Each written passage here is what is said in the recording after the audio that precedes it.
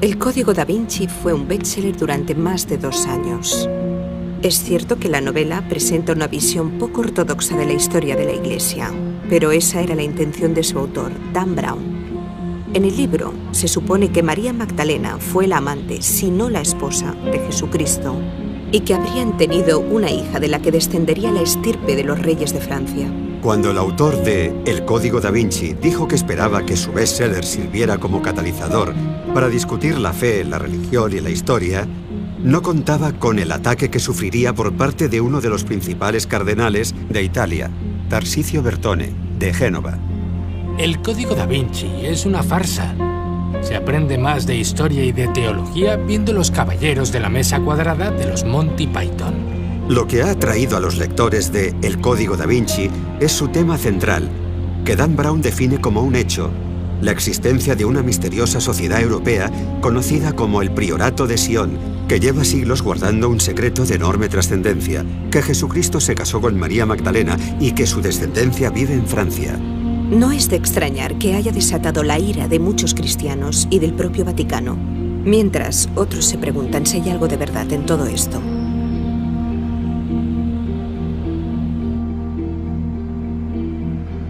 ¿Cree el Priorato de Sion o tiene pruebas de que Jesús se casó con María y tuvieron hijos? Sí. La respuesta más corta es sí. ¿Existe un linaje de Jesús y María? Existe un linaje de Jesús y María, efectivamente.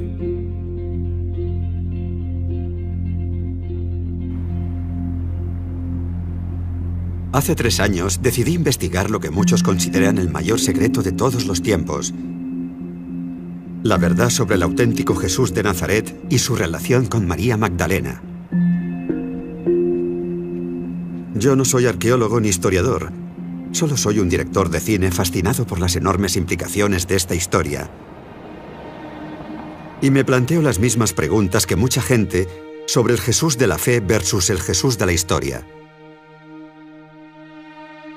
Según el Vaticano, la idea de un matrimonio con descendencia es descabellada. Pero llevo toda la vida investigando historias que muchos consideraban inciertas o imposibles de resolver, y esta no era distinta. Simplemente las probabilidades eran mayores.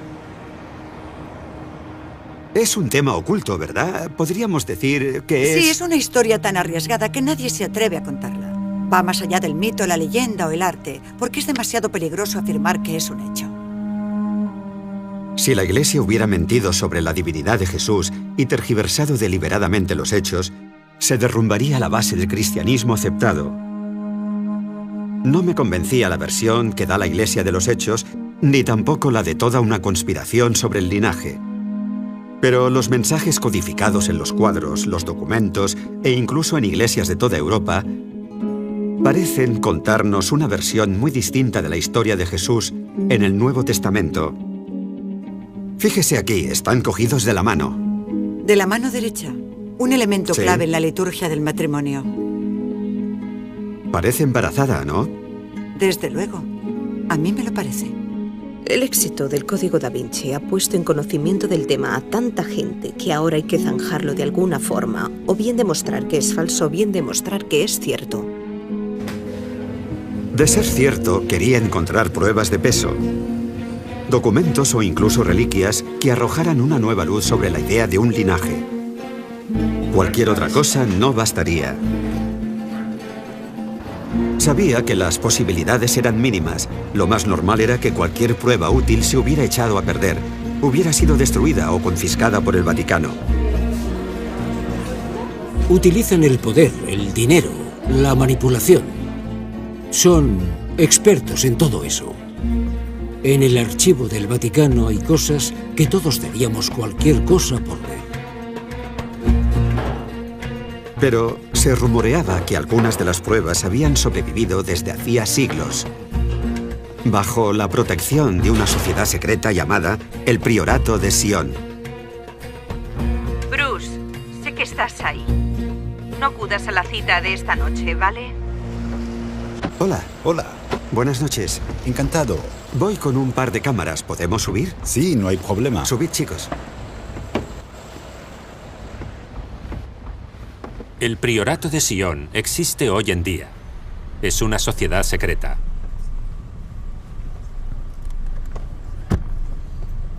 Pero ¿y si hubieran falsificado esas pruebas, ese supuesto cuerpo de Jesús o pruebas del matrimonio entre María y él? Eso sí que generaría polémica de verdad.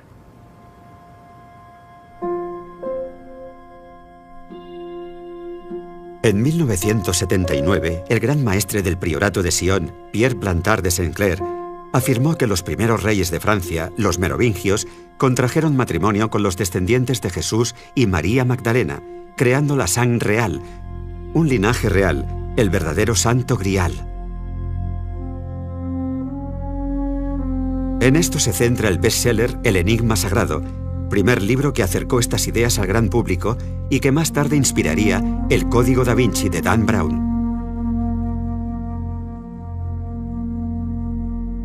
No hay ninguna duda de que el Priorato de Sion existe, y según consta oficialmente se fundó en 1956. Ese hecho es innegable. Tiene una historia que contar. Y la pregunta no es si la sociedad existe o no, la pregunta es si la historia es válida en realidad, o, por ejemplo, no es más que una burda invención. ¿Puedes responder a eso? Bueno, por lo que he investigado, tengo mis dudas. Porque por un lado es cierto que hay muchísima mitología y simbolismo en torno a las palabras y a las ideas. Se juega mucho con eso. Pero por otro, hay un plano general que engloba toda la historia. Y por mucho que analices y trates de desmontar las piezas individuales, sigue llevándote a un todo coherente. El pasado turbulento de Plantard llevó a mucha gente a interpretar su versión como una fantasía personal. Pero yo no estaba tan seguro. Si su misión era poner en conocimiento público la idea del linaje, con un poco de ayuda de Dan Brown, su logro habría superado con creces sus expectativas.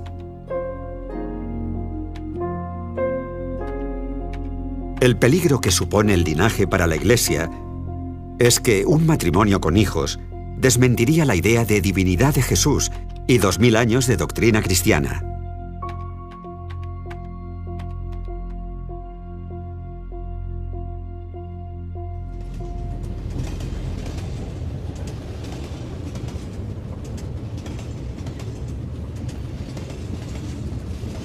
Pierre Plantard murió en el año 2000, pero había pruebas de que el priorato seguía activo.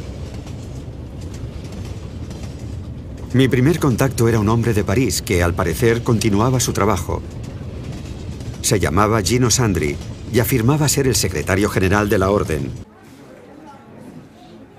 A través de mi productor, Eduardo Flaherty, le pregunté si el priorato existía de verdad. La sociedad existe, pero el Priorato de Sion tiene muchas estructuras. Desde que en 1956 se decidió convertirla en una organización pública, hay un mensaje que han querido dirigir a un grupo muy concreto. Tenéis ciertas cosas. Sabemos que tenéis esas cosas y nosotros tenemos otras. ¿Documentos? Entre otras cosas. ¿Cuáles son esos secretos que guardan? Pues no puedo contestar a esa pregunta, no puedo contestarle. Es un tema peligroso. Existen dos organizaciones, el Priorato de Sion y la Iglesia Católica, el Opus Dei. Los buenos y los malos. Solo le diré una cosa. Puedo asegurarle que hay obras de arte codificadas. Pero para entenderlas, hay que saber descifrar el código.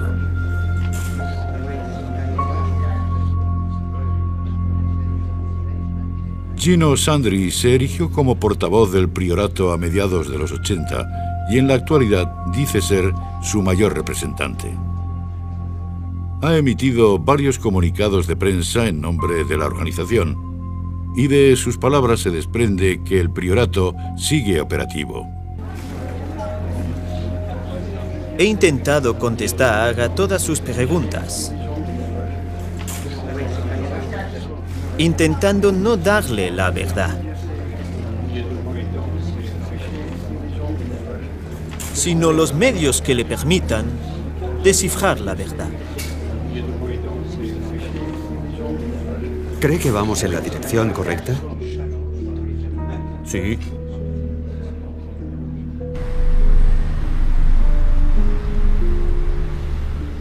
Al final de la entrevista, con las cámaras ya apagadas, un hombre que estaba al fondo del café se acercó. Escribió algo en un papel y se lo entregó a Sandri.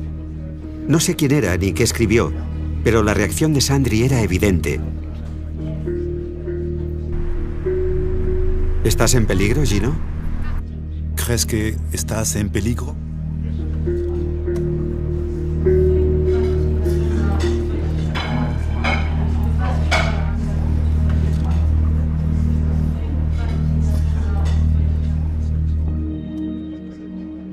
Sandri dijo que una de las obras de arte codificadas a las que se refería era Los pastores de Arcadia, de Nicolas Poussin, un artista francés del siglo XVII del que se rumorea que fue miembro del priorato. Retrata a un grupo de pastores estudiando una lápida en un campo, y uno de ellos señala una inscripción en latín: Et in Arcadia ego. Es un anagrama, también en latín. Voy a consultar mi agenda. Cuando transpones las letras, obtienes et ego in arca Dei y actúo en nombre del sepulcro de Dios. ¿Hay algún juego implícito? Oh, por supuesto que hay un juego implícito. Hay un juego que atrajo muchísimo al autor del Código da Vinci, Dan Brown, al que le encantan los rompecabezas. Pero, ¿quién está jugando? ¿Con qué objetivo? Tim me aseguró que el linaje existe y que él mismo ha conocido a algunos de sus miembros. Estuve unos 8 o 9 años investigando la historia y buscando formas de corroborarla. Y llegamos a la conclusión de que, aunque no puede demostrarse con certeza, su afirmación de que son descendientes de Jerusalén sí puede afirmarse por las pruebas y también documentos acumulados durante casi 8 siglos, que esa gente ha preservado la historia de que Jesús no vino al mundo para morir en la cruz y redimirnos del pecado, sino para revelar un camino espiritual de iniciación hacia el conocimiento sagrado o gnosis. Esta tradición se acepta en Francia desde hace muchos siglos.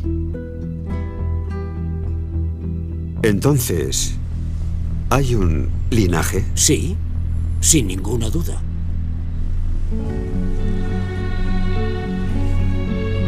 De ser cierta la existencia de un linaje de Jesucristo, seguro que la Iglesia Católica procuró eliminar a todos los miembros, a todos los que los conocieran, a quienes supieran quiénes eran, pensando que haciéndolo podrían deshacerse del problema.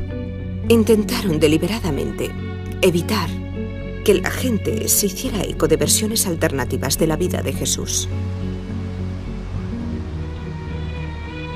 Fui al archivo de París para ver qué más podía averiguar del priorato de Sion. En la sala de reprografía encontré un documento llamado Le Serpent Rouge, la serpiente roja. Me dijeron que podía contener una referencia codificada al linaje, a través de temas históricos. Se hablaba de la reina del reino perdido, enterrada en el subsuelo, en un nuevo templo de Salomón, llamada Magdalena. Parecía referirse a la tumba de María Magdalena. Y en un giro extraño y siniestro, los 3 supuestos autores del documento aparecieron muertos en cuestión de 24 horas, unas semanas después de que apareciera en la biblioteca. ¿Los asesinaron por revelar los secretos? Y en ese caso, ¿quién fue?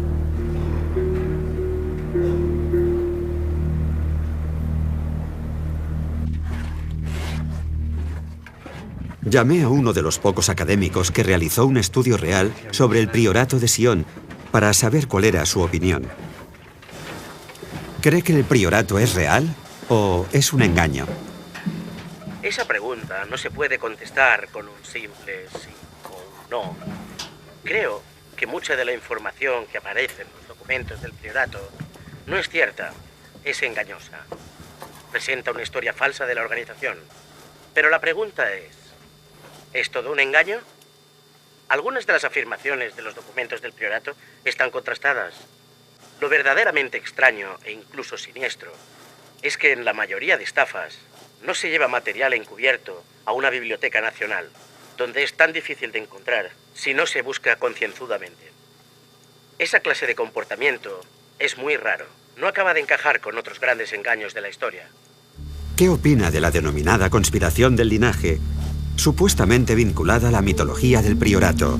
Bueno, según el Concilio de Nicea, Jesús tenía parte humana y parte divina. Era ambas cosas. Ciertamente, la parte humana podría haberse casado y haber tenido hijos. Así que eso no atacaría los fundamentos de la teología cristiana. De hecho, lo que resultaba más controvertido era que Jesús pudiera haber sobrevivido a la crucifixión, o que la crucifixión hubiera sido una farsa. La importancia de todo esto reside en que si no hubiera resucitado, no podía ser divino. No era hijo de Dios. Robert Howells es un experto en búsqueda de datos e investigación, especializado en masonería y sociedades secretas, incluida la del priorato de Sion.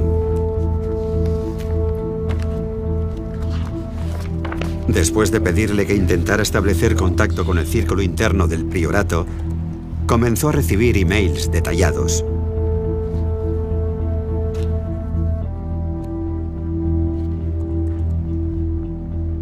Lo que parece que están haciendo es preparar el terreno para el público general. Es como si fueran haciendo públicas ciertas ideas que requieren un lento proceso de aceptación. Porque si hace 30 años, por ejemplo, hubieran hablado de un supuesto cuerpo de Jesús, la noticia habría generado mucha angustia, habría trastornado a mucha gente, algo totalmente innecesario.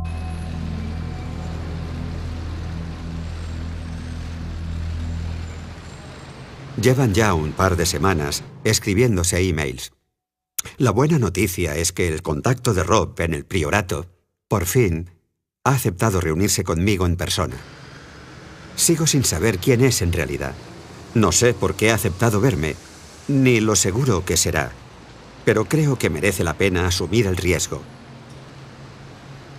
Si el contacto de Rob pertenece al círculo interno del priorato, será la primera vez en 30 años que se graba a alguien de esa importancia. Podría ser un éxito. Nos ha pedido que no llevemos cámara, pero cogeré la grabadora igualmente y haré lo que pueda. Tu actitud es crucial en esto. Absolutamente crucial. Sí, tu intención. La manera en que trates las cosas, el tratamiento de la información es imperativo. Sospecho que hay mucho más por descubrir en los alrededores de Rennes-le-Château. Podría darse la situación de que alguien encontrara algo, como esa tumba, o incluso unas pequeñas catacumbas, y descubriera algo de un impacto global.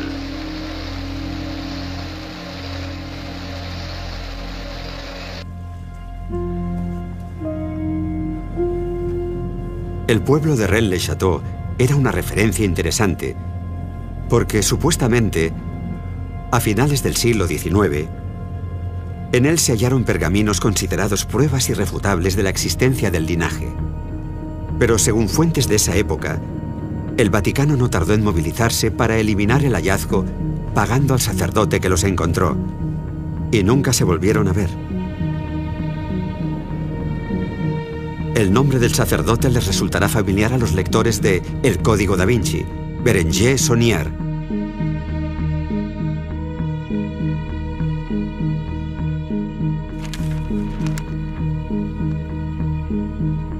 Rob me había reenviado 100 emails de su contacto en el priorato. Sus afirmaciones y datos eran fascinantes, pero ¿era verdad algo de aquello? ¿Cree que es miembro del priorato de Sion? Sin ninguna duda es miembro del priorato de Sion. He visto pruebas suficientes. Hemos tenido muchas conversaciones. El material que me ha facilitado no solo demuestra que es una fuente fiable y que está muy metido en la organización, también manifiestan que el priorato tiene un enorme flujo de información interna sobre el misterio de Rennes-le-Château.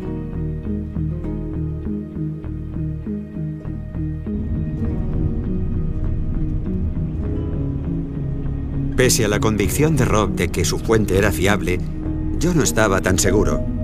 ¿Cómo sabía que ese hombre no se lo estaba inventando todo? Pensé que una solución sería ponerlo ante la cámara, bajo los focos, y ver cómo reaccionaba y qué decía. Así que, después de negociar durante semanas cómo y cuándo, Rob concertó una cita con él.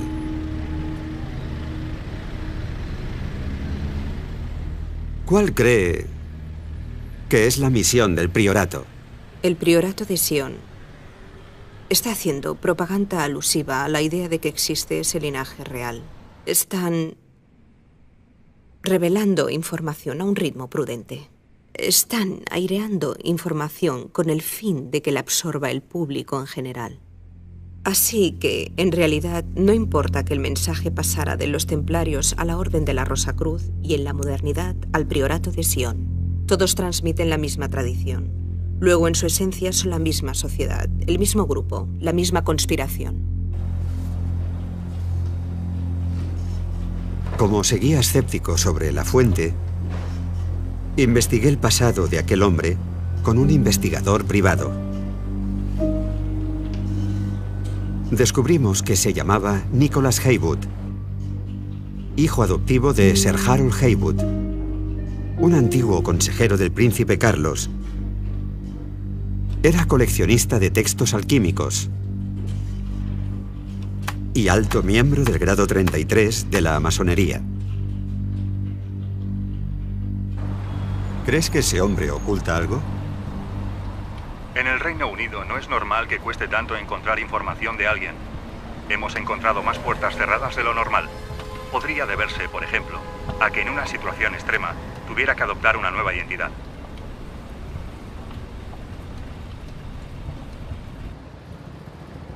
¿Es usted miembro del priorato de Sion? Tengo amigos en el priorato de Sion.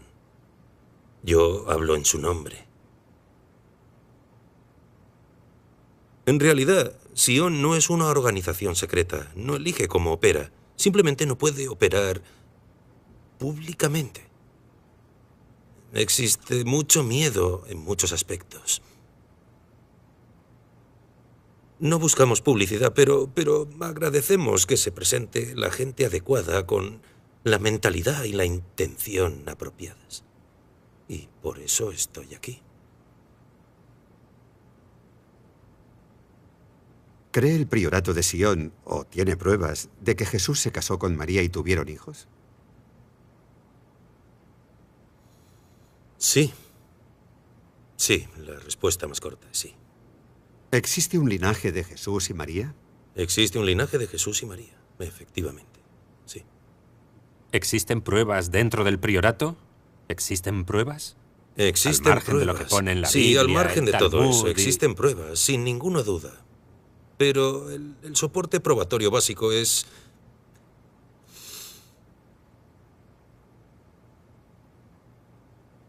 Bien, decía que el soporte probatorio básico es una serie de cosas que se conservan juntas. Objetos. Pero no voy a dar detalles ni explicar de qué objetos se trata. Son incuestionables. ¿Están en manos del priorato? Su paradero está en manos del priorato, sí, eso es. ¿María Magdalena vino a Francia?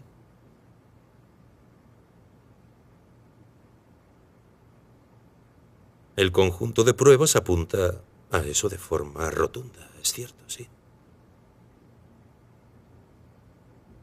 ¿Está en Francia? Sí. Lo que me han dicho es que las pruebas están en la zona de Rennes-le-Château. Se trata de un cuerpo probatorio, y creo que se refieren a un cuerpo de forma literal. Y por eso recriminan lo que ellos llaman la gran mentira. La historia no es como se le ha enseñado a la gente, ni como la enseña el Vaticano. En realidad, Jesús estaba casado, tuvo hijos, y María Magdalena fue su esposa. Afirman tener un cuerpo, y si ese cuerpo se muestra, será una prueba irrefutable.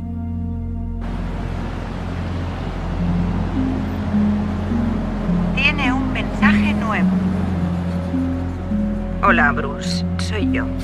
Escucha, cuando hemos revisado tu móvil y están casi seguros, los técnicos están casi seguros de que te lo han pinchado. No me preguntes cómo funciona, pero los chicos también están intentando investigar ese ruido del teléfono de tu hotel. Ese pitido. Y dicen que lo más probable es que esté pinchado también. Ten mucho cuidado. Llámame cuando puedas. Espero noticias de cómo ha ido tu cita. Ten cuidado. Adiós.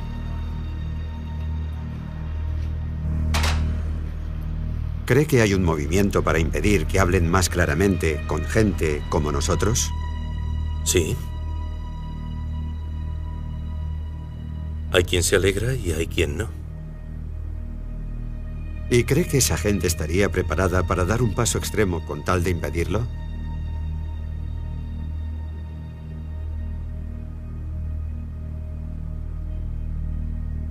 No me pregunte más sobre el tema, por favor.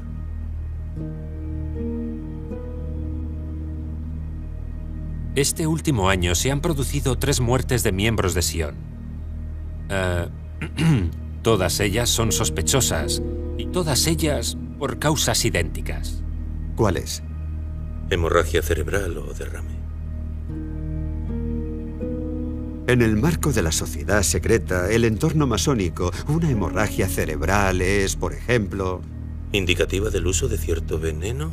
Sí, así es.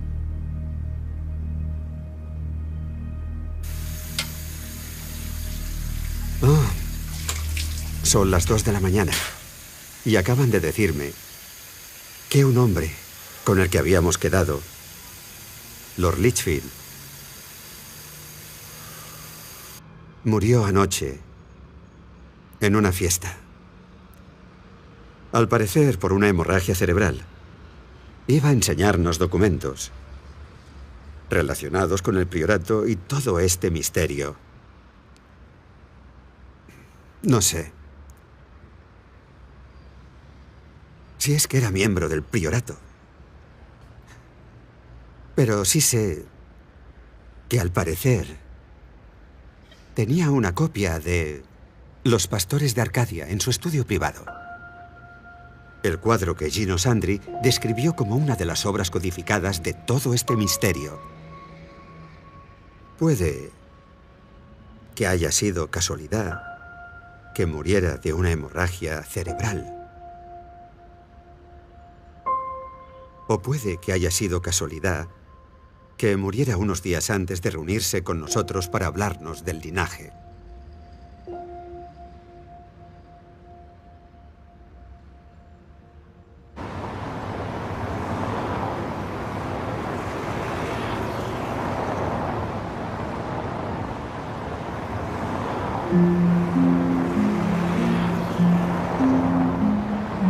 Si estaban asesinando a miembros del priorato para impedir que revelaran información, era posible que también intentaran detenerme a mí. Contacté con un miembro de una importante logia masónica de París para averiguar qué sabía sobre el priorato y el linaje. Aceptó hablar conmigo con la condición de que no revelara su identidad.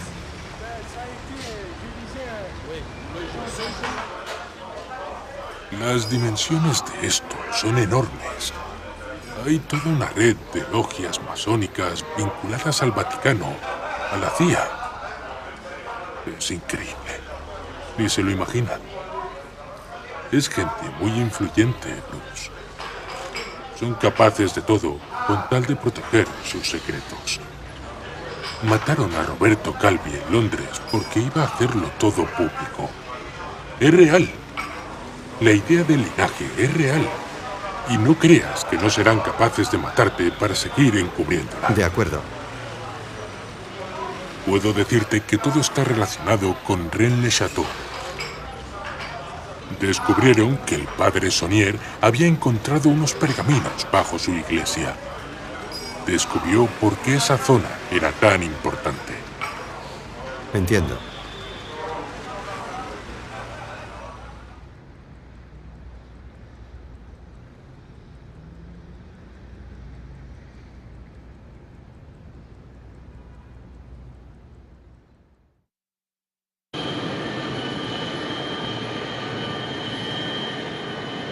Es obvio que hay algo importante enterrado en la zona de Rennes-le-Château.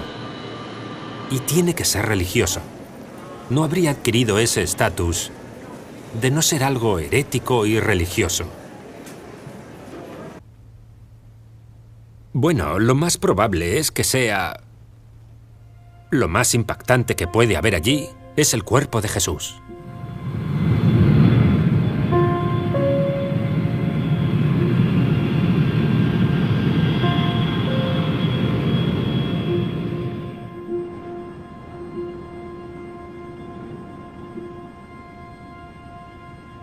Es aquí. ¿Aquí?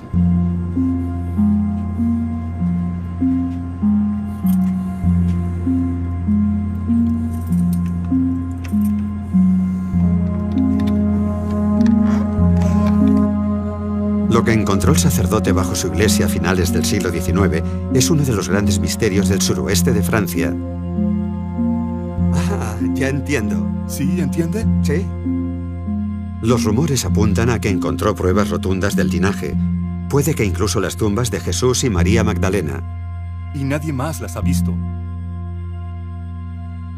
Alain Feral, un artista y escritor local, tenía las llaves de la iglesia y accedió a enseñarme el punto en el que hizo su descubrimiento el sacerdote. Me contó que durante las obras de reforma de la iglesia, Saunier descubrió una escalera que descendía a la cripta, escondida tras una puerta falsa de su armario. Sígame, por favor, es aquí dentro.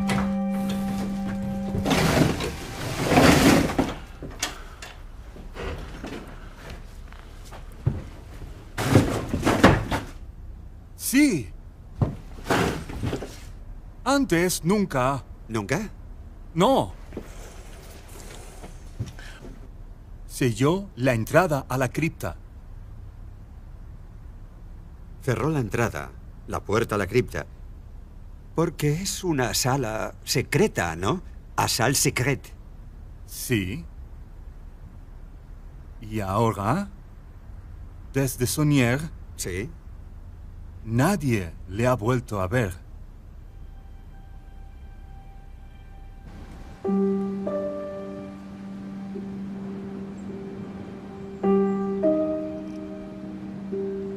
Fui a ver al alcalde de Rennes-le-Château para ver si era posible excavar el suelo para acceder a esa sala secreta. Me dijo que era imposible, que nunca me darían el permiso. Él ya quiso hacer la excavación hace años, pero el gobierno francés no se lo permitió. Al parecer, sus solicitudes para el permiso continúan en trámites. Era gente poderosa, dijo, que no quería que esta historia se expusiera más. A ver si me puede entender. ¿Hay gente que quiere encubrir la verdad? Sí.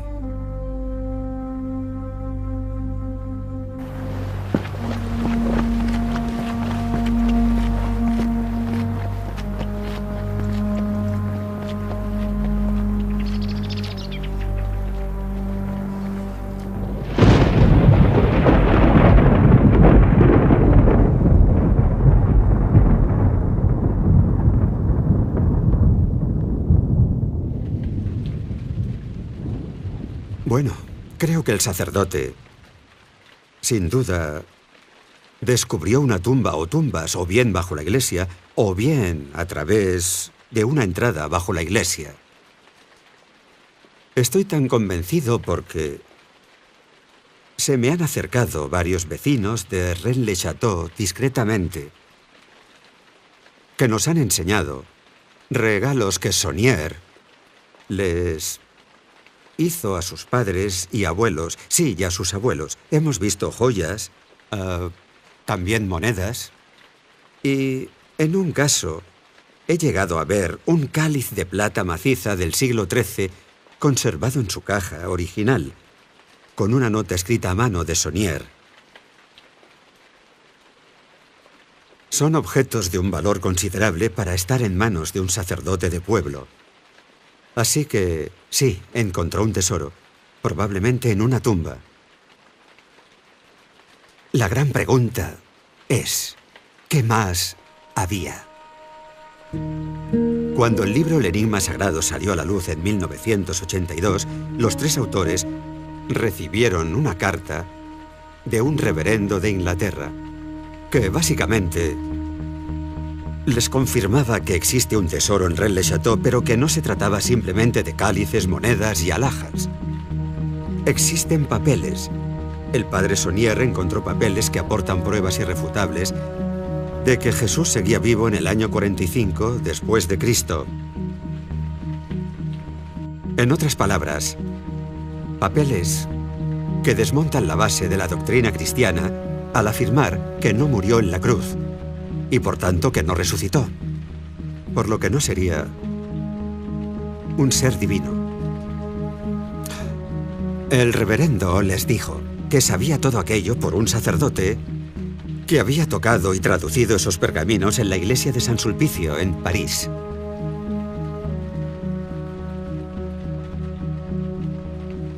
Al parecer, acabaron en manos del Vaticano y no se han vuelto a ver.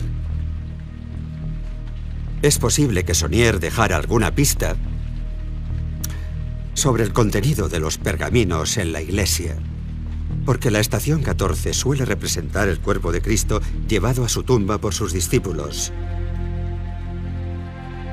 Pero en la iglesia de Rennes-le-Château, alguien había pintado una luna en la esquina izquierda de la escena que la sitúa en la noche. Y va en contra de la ley judía tocar un cuerpo sin vida durante la noche. Así que podría interpretarse que no están tocando un cuerpo sin vida porque Jesús seguía vivo. Al margen de todo, es una hipótesis fascinante. Si la sitúas en el marco de la carta que recibieron los autores del Enigma Sagrado, en la que se afirmaba que Saunier había hallado pergaminos que probaban de forma irrefutable que Jesús no había muerto, no es tan descabellado decir que esa luna fuera un mensaje sutil que dejó el sacerdote para que sobreviviera a él y nos inspirara todas estas preguntas unos 100 años después.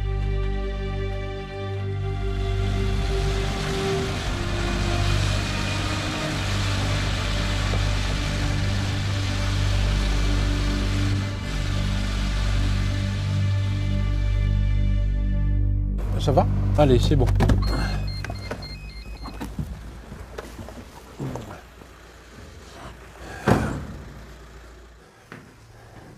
Recibí la llamada de un vecino que se enteró de mi investigación y me dijo que tenía algunos de esos pergaminos que el sacerdote encontró bajo la iglesia. Sabía que podía ser un fraude, pero tenía curiosidad por ver lo que tenía, así que acepté reunirme con él. ¿Son realmente tan antiguos? Son los pergaminos encontrados en Rennes-le-Château y que han conservado los sacerdotes a lo largo de los siglos para transmitir el gran secreto. Era el secreto de la región, el secreto de los cátaros y también el secreto de la propia iglesia. Según los pergaminos, el secreto era que Jesucristo no había muerto en la cruz. Había huido de Jerusalén hasta el sur de Francia con María Magdalena y sus hijos.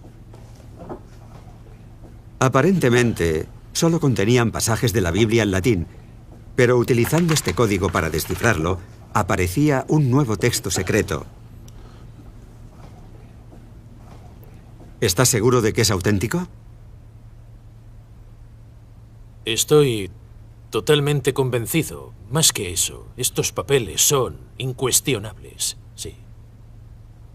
¿Y de qué época datan estos documentos? Los más antiguos datan de la Revolución Francesa. ¿Son la clave de un mapa? Sí. Es un mapa simbólico, sin duda. Sí, es un mapa simbólico. ¿Acaso María Magdalena está enterrada en algún punto de este mapa? Sí, por supuesto. Y Jesucristo también.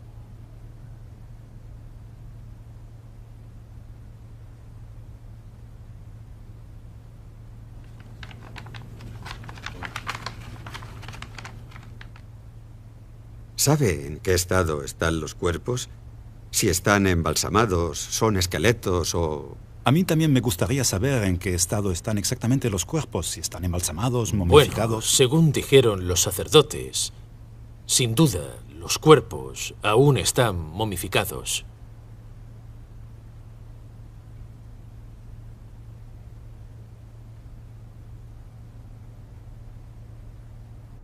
Creo que me están llevando a pensar que tienen el cuerpo de María Magdalena.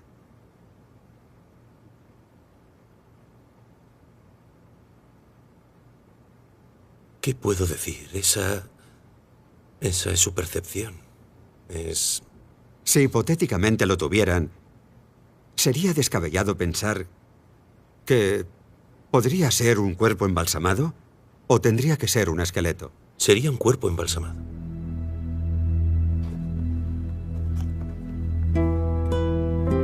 Los pergaminos revelaban que los cuerpos embalsamados de María Magdalena, de Jesús y de sus hijos fueron enterrados en un templo subterráneo cerca de Rennes-le-Château.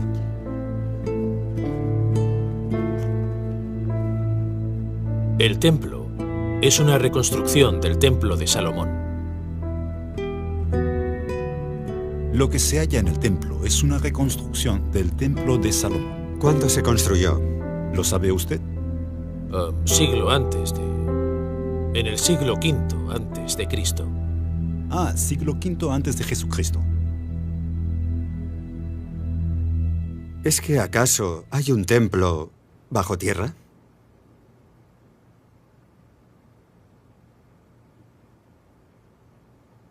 Sí, es cierto. Actualmente tiene un acceso abierto.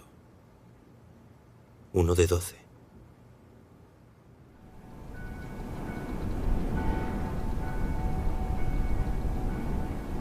¿También es una necrópolis? Algo así. No me gusta ese término, pero sí. Pero... ¿hay gente importante enterrada en él? Sí, hay objetos enterrados allí. Hay auténticos tesoros enterrados. A lo largo de los siglos se han ido depositando allí muchas cosas y aún quedan muchas por descubrir. ¿María Magdalena está enterrada en esa necrópolis? Sí, según se afirma en los documentos que tenemos aquí y en todas las vidrieras de la iglesia. Sí, está allí.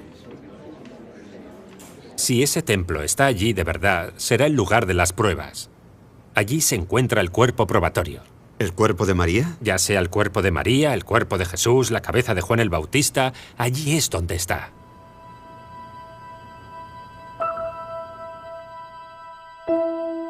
El priorato afirma que hace unos años se produjo un robo en una de sus direcciones de París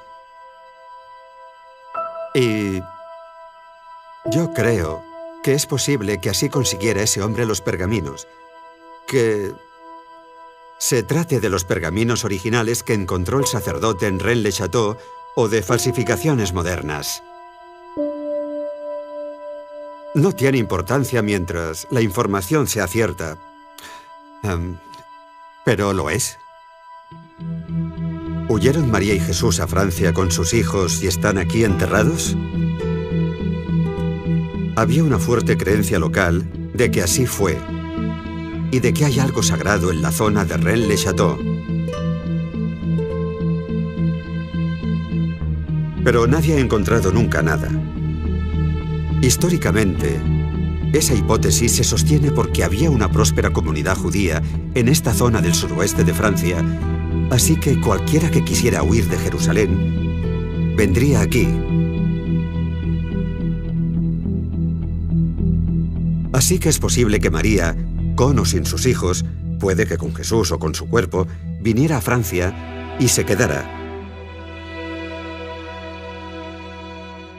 Por lo que estarían enterrados aquí en algún sitio.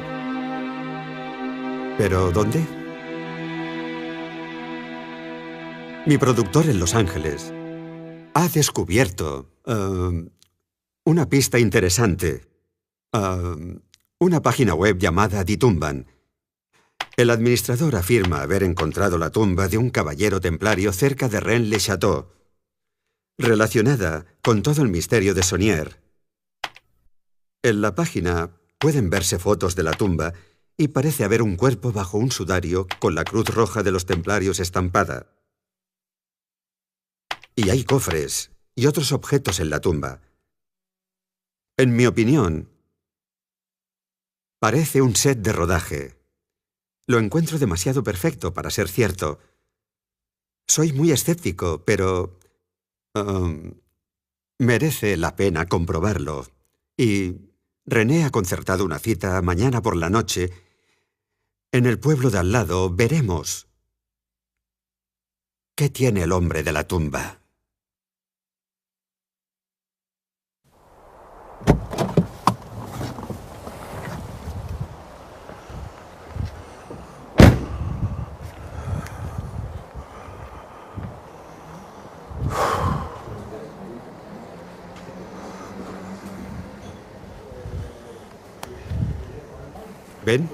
¿Ben Hamot?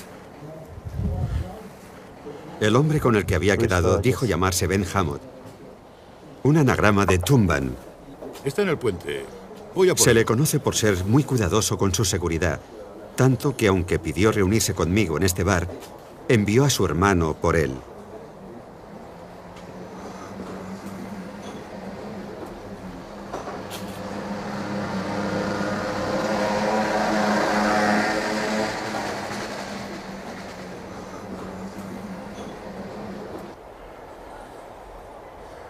Todo esto es muy raro. Por fin me reúno con Ben al girar la esquina. Nos había estado observando desde el puente.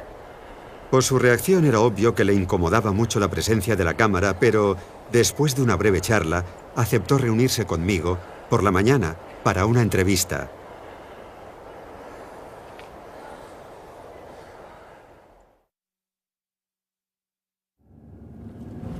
Creo que vamos bien. A ver.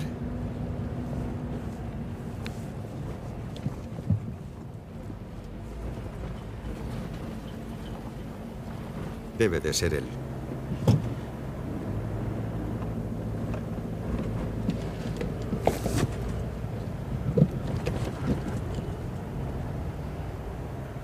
¿Se habrá quedado dormido?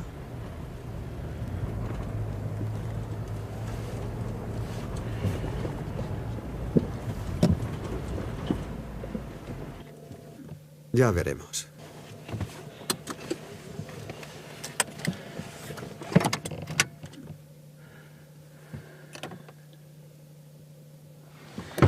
Voy a ver.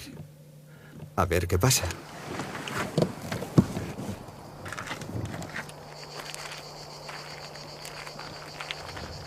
Tendré que llamar a la puerta. ¿Hola? ¿Ben? ¿Bruce? Voy con un cámara. ¿Puedo pasar? ¿Vives aquí? Hogar, dulce hogar. Me contó que vino por primera vez a esta zona en 1999 con su hermano, en busca de un tesoro que habían visto en un documental de la BBC sobre Rennes-le-Château. Se pasaron días enteros en la iglesia buscando claves y mensajes secretos en las estatuas y los murales. intentando descifrar lo que consideraban un mapa secreto.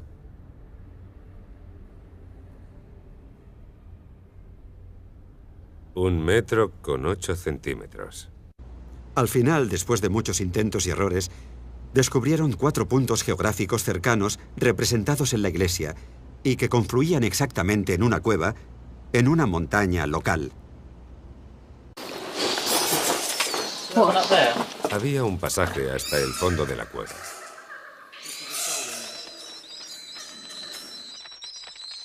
Fíjate. Acerca la cámara y grábalo. Íbamos a explorarla, pero estaba llena de arañas. Había muchísimas. Así que se me ocurrió introducir la videocámara con un alargador para ver qué había al girar la esquina, ponerla a grabar, girar la esquina y sacarla. Y si veíamos que había algo, merecería la pena adentrarse. En cuanto la puse a grabar y la introduje, desapareció hacia abajo al acceder a esa galería subterránea y pude ver por primera vez la tumba.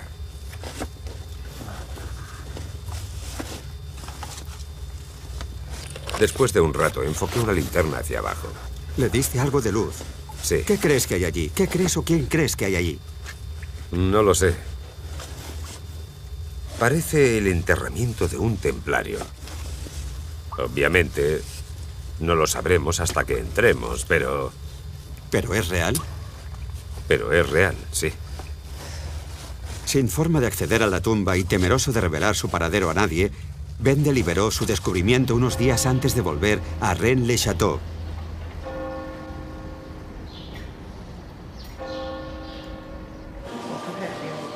De nuevo, usando el mismo método que le había llevado hasta la tumba, identificó claves ocultas que, según él, había incrustado el sacerdote en la decoración de la iglesia. Un mapa secreto que podía sobreponerse al paisaje local.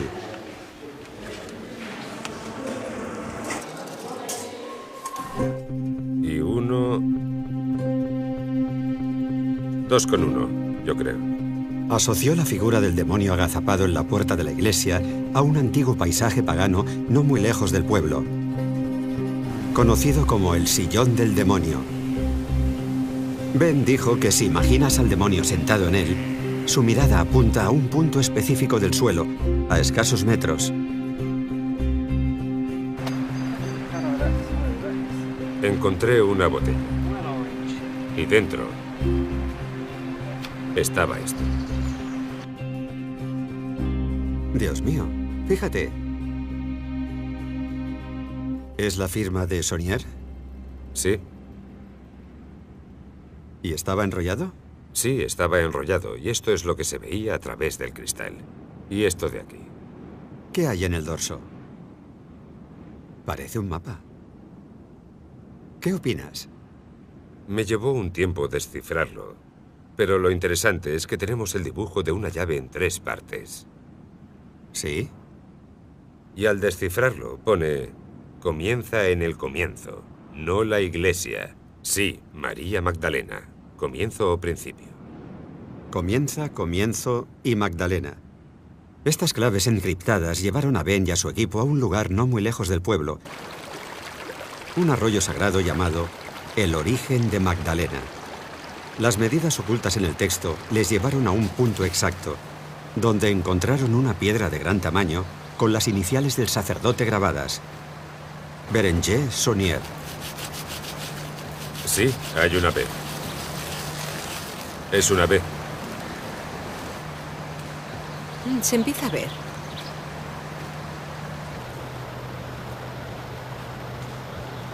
Una B y una S. Sí. Seguimos el arroyo, dentro de un radio marcado. En la dirección de esta flecha. Miramos en cada hendidura y todos los escondites posibles. Y finalmente, después de indagar un poco, encontramos esta entrada en la piedra, similar a una gruta. Apartamos todas las hojas, cavamos y encontramos una botella. Una botella. No la saques con fuerza. Si es antigua, ve con cuidado. Sí, creo que es mucho más grande. Esperad, voy a sacarla. ¿Puedes cogerla?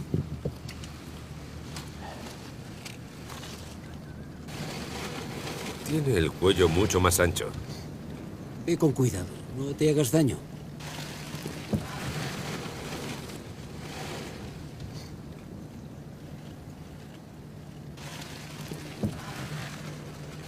Está cubierta de tierra. Espero que no haya entrado. Sí, está sellada con cera roja. Se ve claramente, ¿no? Parece que el sello se ha desgastado con los Y años. también tiene su firma. En el interior de la segunda botella, encontramos un papel plagado de texto por ambas caras y con lo que parecía la firma del sacerdote Berenguer Saunier. Reordenando la posición de las letras y las palabras, Ben dijo que era capaz de descifrar algunos mensajes ocultos en el texto. He entrado en el túnel de la montaña y he encontrado las tumbas de los caballeros del templo y la cruz. Los caballeros guardaban un gran secreto en manuscritos que he encontrado.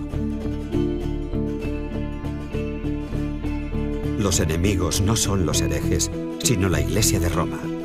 He abandonado y renunciado a mi falsa iglesia. He hecho lo que he hecho para preservar el secreto. Puede que en el futuro llegue el momento de revelar el secreto.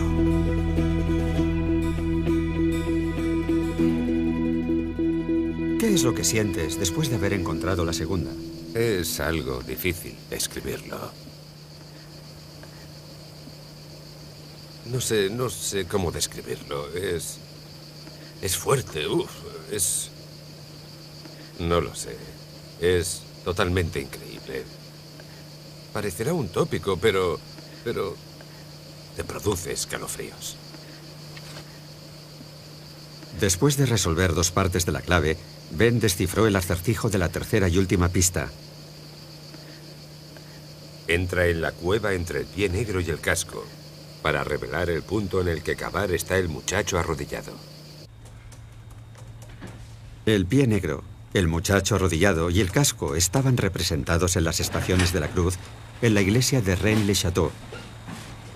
Esto nos llevó a una roca con forma de casco conocida localmente como El Guardián, en una montaña no muy lejos del pueblo.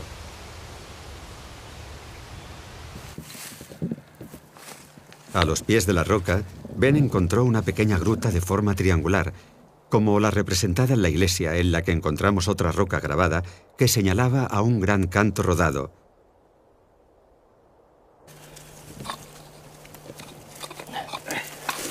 Cuidado con los pies. Mira aquí. Debajo hay una botella. Es extraordinario. Vaya descubrimiento. Otra botella enterrada. Hay una botella, Sandy. La botella estaba debajo de la piedra que casi aplasta a Ben. ¿Ben? Sí, en serio. Hay una botella debajo. Podía haberte hecho daño. No puedo creerlo. Por fin la número 3. O la que creemos que es la número 3. Creo que la pregunta que va a hacerse todo el mundo es... Todo esto es increíble. ¿Por qué tú? Lo normal es que piensen que es una farsa porque hay un montón de fraudes en torno a este misterio. Sí, pero no es ninguna farsa. Yo no las he enterrado. Creo que Saunier fue el responsable de esto. Sabemos que siempre paseaba por la zona. Pudo aprovechar para hacer esto. Buscar cosas, esconder otras. Tenemos fotos suyas en algunos de los puntos donde encontramos las botellas. Creo que son artefactos originales de Saunier. ¿Por qué tú? ¿Por qué no Henry Lincoln o toda esa gente que busca por la zona? Tienes que dar con ellos. Tienes que salir a buscar. Yo estoy aquí, en medio del meollo, recorriendo todo el bosque. Estoy buscando las pistas de la iglesia. No es tan fácil como llegar, mirar y encontrarlo de inmediato. Detrás hay mucho trabajo, ha habido muchas decepciones. Hemos buscado en 1000 sitios sin encontrar nada, en muchísimos sitios. Cuesta entrar en la mente de Saunier, pero una vez lo consigues, sabes qué giros dar.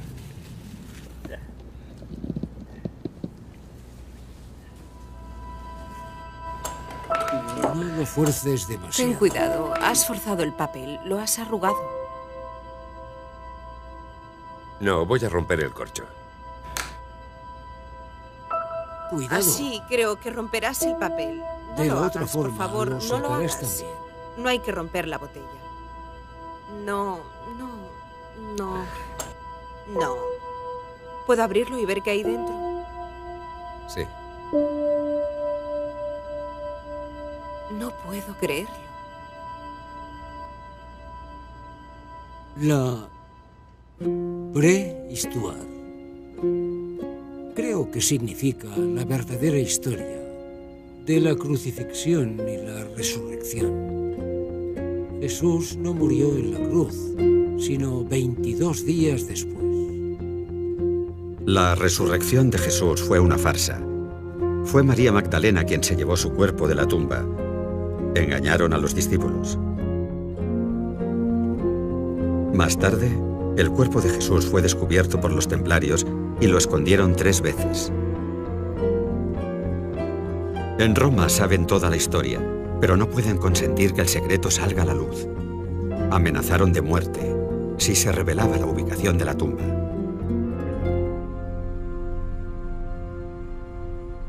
Ah, ¿sí? Después de varias semanas trabajando juntos, Ben me llamó preocupado.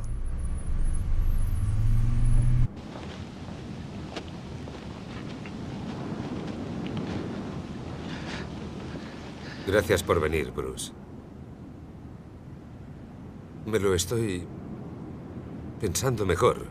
Empiezo a estar preocupado por la grabación y todo eso, por todo lo que ha ocurrido en el pasado. Paseemos. ¿Qué ha ocurrido en el pasado? Bueno, cuando estuve en Rennes-le-Château, cuando descubrí la tumba, me cortaron los frenos de la caravana. Y tuve que dejarla en un camping toda la noche y alojarme en un hotel. Ya. Pero cuando volví por la mañana, alguien había entrado. No es muy complicado. Solo hay que empujar la ventana y meter el brazo. Pero se llevaron un rollo de película y una cinta de la cámara de vídeo. Aunque dejaron la cámara y la de recambio. Y una semana después, esa persona se presentó en mi casa. Me dijo que venía de parte de un conocido mío en Francia, pero resultó que en realidad quería información sobre, ya sabes, cómo lo había encontrado todo, dónde estaba y todo eso. Intenté irme y al final pude cerrar la puerta. Pero me preocupa que pueda volver a pasar. ¿Crees que estás desbordado? Sí, puede. Lo que voy a hacer, Bruce, es irme. Ya te llamaré, ¿vale? Vale. Bueno, amigo, gracias por venir. Ten cuidado, Ben. Tú también, Bruce.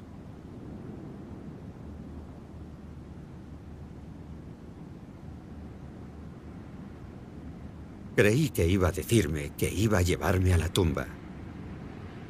Pero ahora mismo está demasiado asustado. Cree que le están siguiendo. Le han robado cintas, le han cortado los frenos, han ido a su casa. Teme por su vida y por la de su familia. Tengo que averiguar si esa tumba es auténtica o no. Pero si hay gente amenazándole, puede que sepan algo que yo no. Venga, volvamos al coche.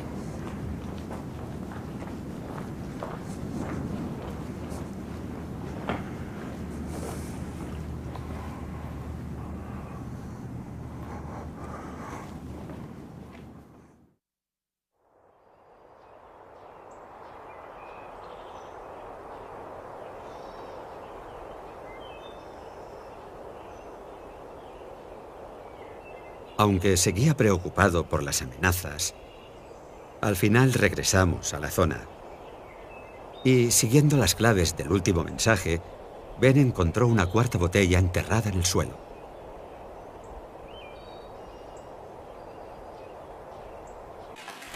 A ver.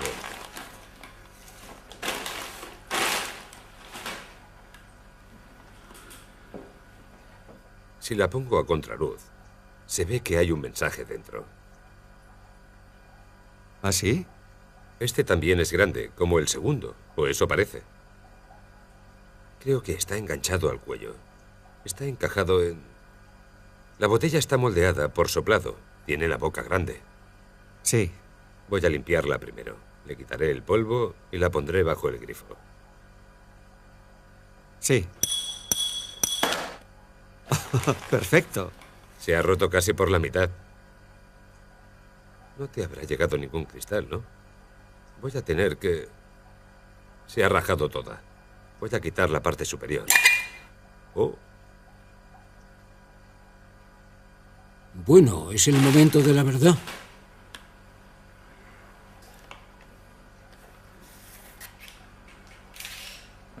Eso es. Quitemos esto del medio.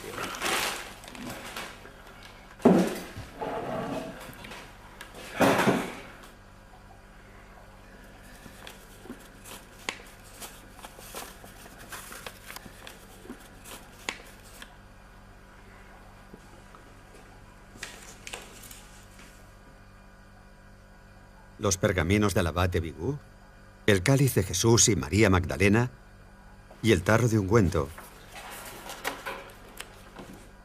Básicamente, apunta a que estas tres cosas están aquí, dentro de esta caja, ¿no? Mira, habla de una gruta y de que hay una cista allí. Sí. Así que hay un cofre en la gruta. Y si te fijas, hay una J y una M.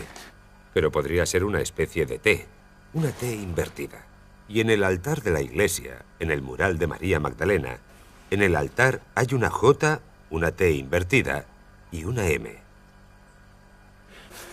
Entonces, ¿crees que esos signos del altar encajan con estos? Encajan con estos.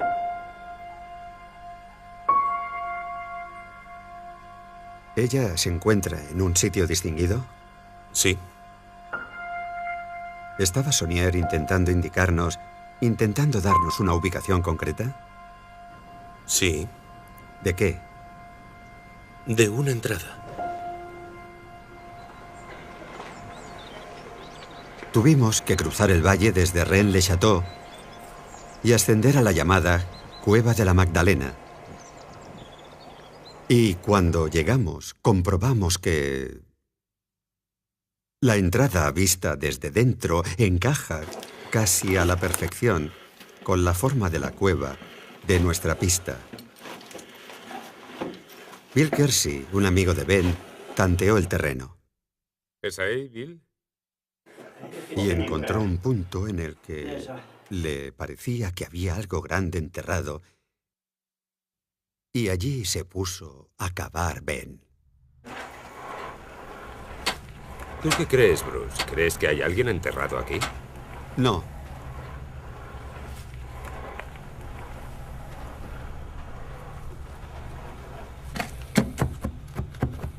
¿Lo oyes? Sí. ¿Qué crees que es? Por el sonido, yo creo que madera. Madera hueca, es lo que buscamos.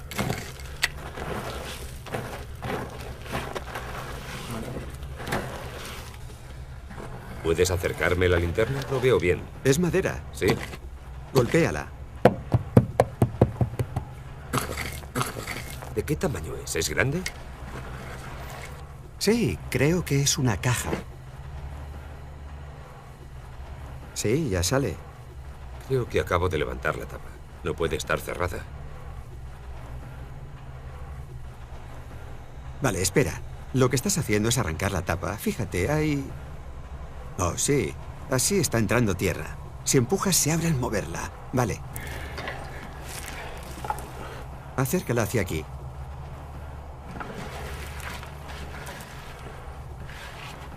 Vale, Bill. No muy fuerte por si hay algo frágil dentro. Es increíble. ¿Cómo te sientes? Quiero abrirlo. ¿Lo podemos abrir aquí o...? Sí, por supuesto. ¿Entonces lo ves, Bill? Dame un segundo. Lo veo. Tengo una luz rara. Vale. Esta podría ser la primera vez en 100 años. Mira las bisagras, Bill. Es mejor que pare o romperé las bisagras. Voy a intentar levantarla.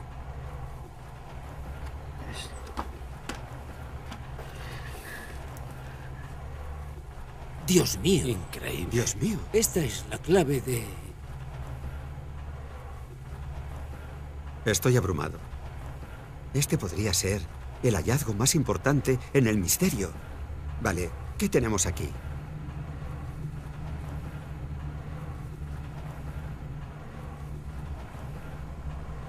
¿Qué tenemos aquí? Oh. Quiero coger el cáliz. Si es el cáliz de Jesús... Cuidado. No voy a soltarlo, se confundirá con una piedra. Vale.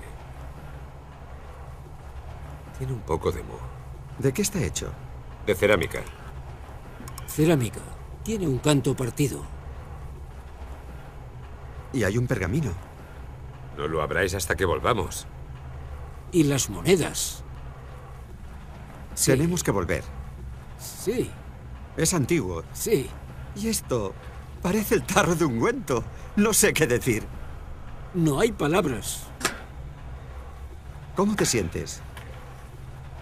Aún no puedo creerlo. No me parece posible.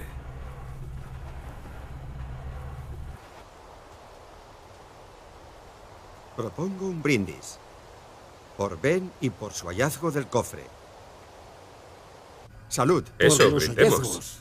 Brindemos. Si os parece, vamos a brindar por Saint Anthony, los hallazgos y por las cosas perdidas. ¡Brindemos! Sí. Salud, Saint Anthony.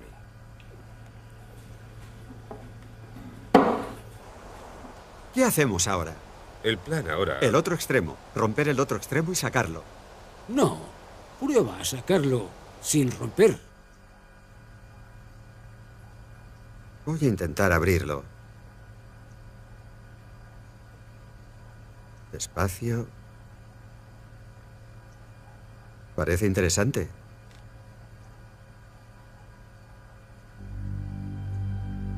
Iba a usar unas pinzas para desenrollarlo, pero mis dedos lo dañarían menos. Dentro del vial había un pequeño pergamino enrollado.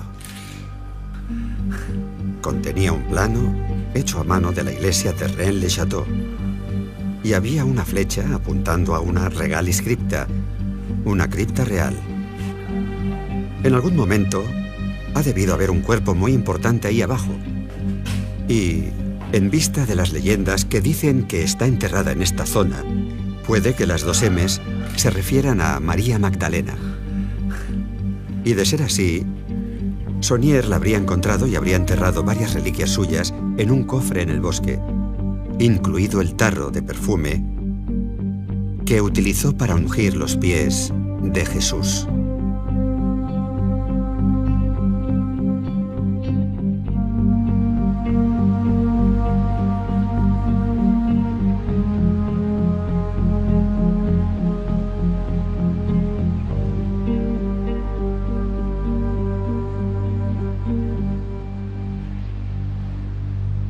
Barkay. Hola. Hola. Me alegro de verte. Igualmente. Bienvenido. ¿Cómo estás? Bien, ¿qué tal el vuelo? Todo perfecto. De lujo. Volvimos a Londres para reunirnos con el arqueólogo israelí Gabriel Barkay, uno de los mayores expertos del mundo en reliquias antiguas de Jerusalén, que aceptó analizar el contenido del cofre.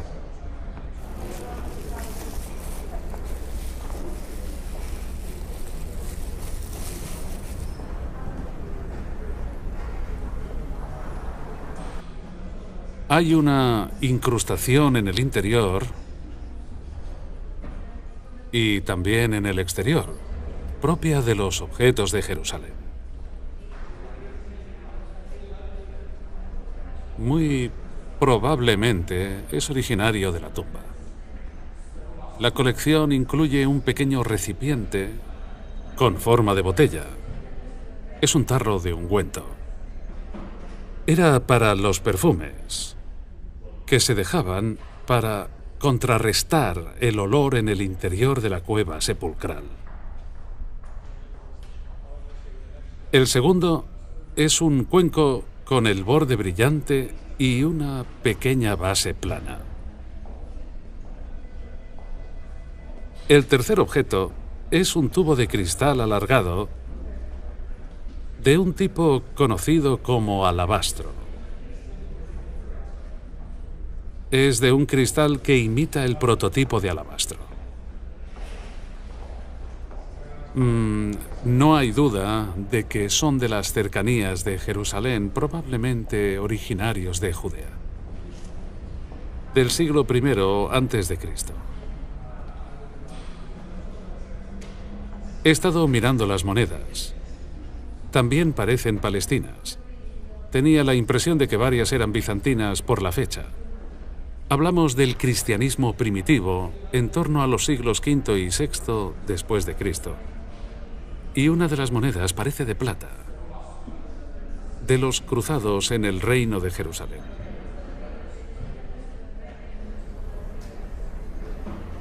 Esta es una pieza importante. Es una de las monedas de los procuradores romanos. En una cara se puede ver el sello de Jerusalén. Es uno de los procuradores romanos en una palma de Judea. Y en la otra cara la rama de palma. ¿De qué fecha es? Del siglo I. ¿Después de Cristo? Sí. Sí. Es muy interesante. Me alegro mucho de haberlo visto con mis propios ojos. Me alegro mucho. En mi opinión, podrían haberlo comprado en la época moderna, en el mercado de antigüedades, en cualquier punto del Israel actual y haberlo traído a Europa. Otra posibilidad es que se encontrara en el pasado, no sabemos cómo, y se transportara a Europa.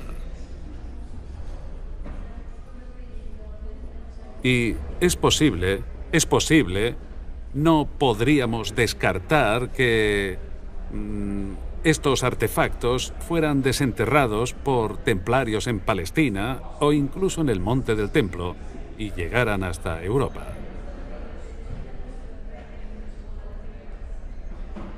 Los hallazgos de este cofre son muy intrigantes y, desde luego, uno puede dejar volar su imaginación. Pero si están relacionados con la historia de Jesús o no, el tiempo lo dirá. Muchas gracias. Mi productor en Los Ángeles recibió los resultados de la prueba del carbono 14 del laboratorio de la Universidad de Oxford, donde analizaron el pequeño pergamino enrollado en el vial. Hay un 68,2% de probabilidad de que el pergamino date de entre 1440 y 1480 después de Cristo y un 95,4% de que date de entre 1430 y 1520 después de Cristo. Son muy buenos resultados. En la segunda línea pone A-U-R-F. Ben había conseguido traducir el texto del extremo izquierdo del pergamino. Ponía: aquí comienza tu búsqueda de la tumba secreta y del tesoro que he guardado. Y al producirse el hallazgo, te convertirás en su guardián.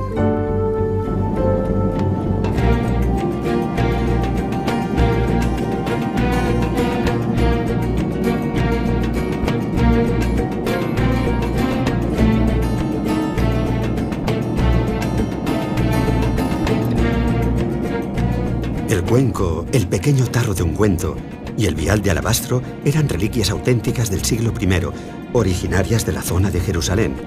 Eso era lo que sabíamos. Pero ¿cómo acabaron en ese cofre en Francia? ¿Era posible que ese sacerdote las encontrara en la tumba de María Magdalena? ¿Por eso era el cuadro Los Pastores de Arcadia tan importante para el priorato? ¿Por qué simbolizaba su verdadera tumba en la zona?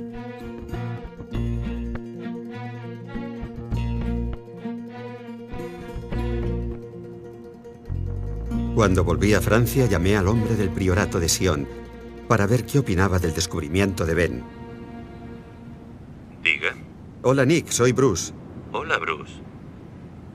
Oye, me gustaría intentar volver a la base de todo esto. Claro, adelante. ¿Existe la tumba?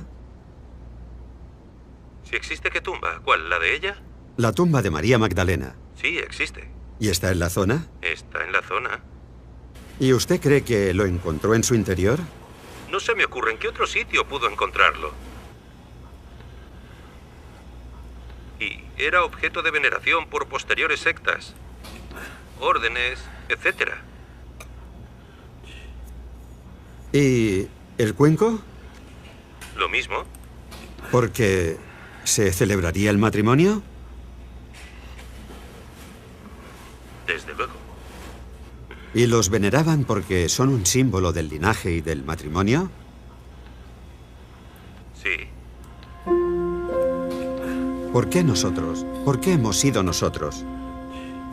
Has enfocado esto de una forma distinta a cualquier otro grupo, cualquier otro individuo, cualquier otro equipo o investigadores. Estábamos esperando a que viniera alguien como usted. Si Nicholas Haywood tenía razón y los objetos del cofre se sacaron de la tumba de María Magdalena ubicada en la zona, ¿qué relación había con la tumba que había hallado Ben? Según el padre Saunier, habría excavado la tierra para construir un pasaje en la montaña hasta la tumba del caballero templario, donde encontraría objetos preciosos, un tesoro y un cuerpo, los secretos sagrados y los objetos sagrados de los judíos. Si ves las imágenes de la tumba de Ben y analizas las palabras del sacerdote, no puedes evitar preguntarte si ambas cosas confluyen en el mismo punto. La pregunta es, ¿los restos bajo el sudario podrían ser los de María Magdalena?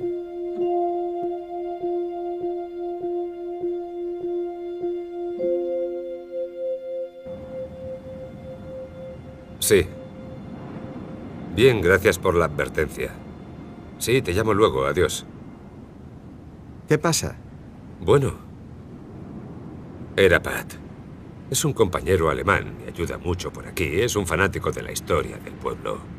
Conoció a un chico en el foro alemán que dijo saber dónde estaba mi tumba. Sabía lo que había dentro y pensaba venir a Rennes y después quería ir a Jerusalén. Pero en Jerusalén fue capturado. Dispararon a su hijo ante sus ojos y después a él. Joder. Pero dijo que sabía dónde estaba mi tumba. ¿Le dispararon por eso?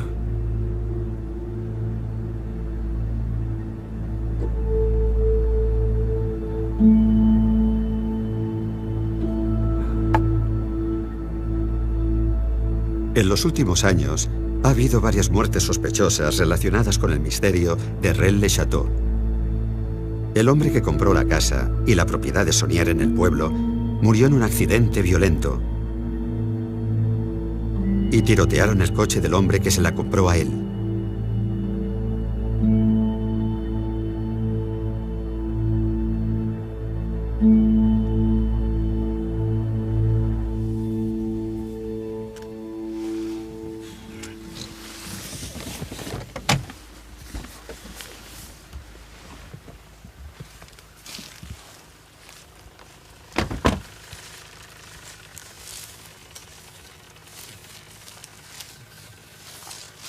Ben decidió volver a la tumba esa noche para intentar ver qué o quién había allí abajo utilizando una cámara remota. Y por las últimas noticias de Jerusalén, nos pidió a mí y al cámara que nos quedáramos vigilando fuera. ¿Lo llevas todo? Creo que sí. ¿No necesitas nada más? No.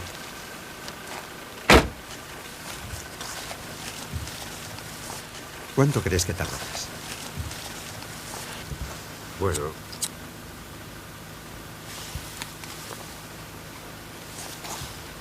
Primero tengo que despejarlo. Sacar la tierra y todo eso. Supongo que un par de horas. Puede que un poco más. Vale. Esperadme aquí. Así podré encontrarlos. Estamos en medio de la nada, ¿no? Qué bien.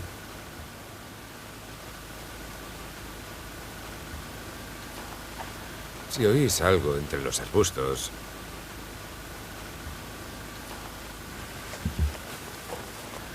seguramente será un jabalí. Bueno, me voy ya.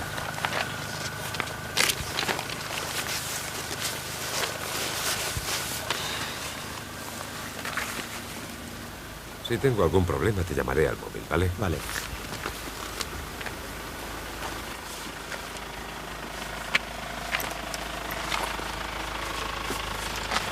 Aarón, nos quedamos aquí. Aarón, deja que se vaya. Nosotros nos quedamos aquí. Hasta dentro de un par de horas.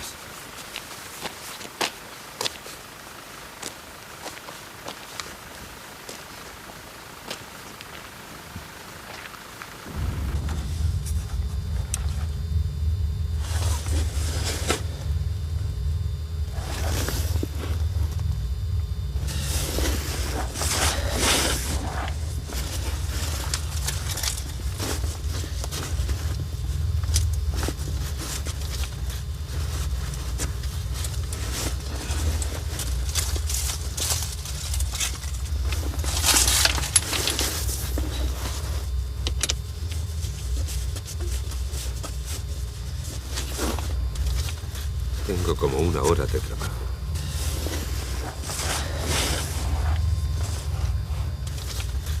Voy a apagar la cámara un rato. Vacío el túnel y en cuanto vea la entrada volveré a grabar.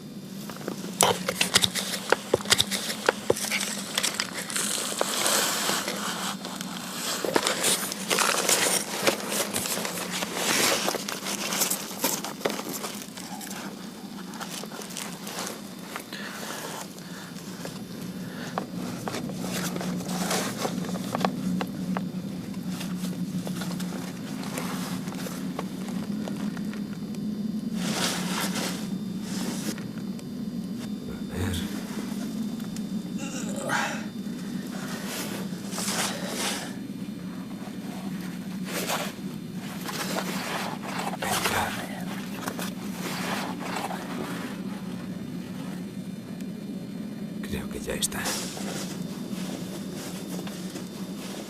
¿Esa es la cruz? Hay muchas piedras. No distingo. Hay muchas piedras.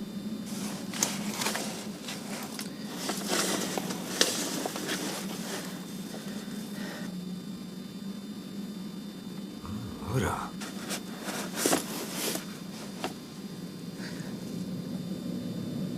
Puedo ver oro.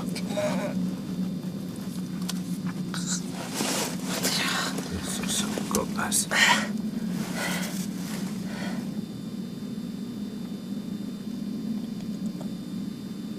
Vamos a ver.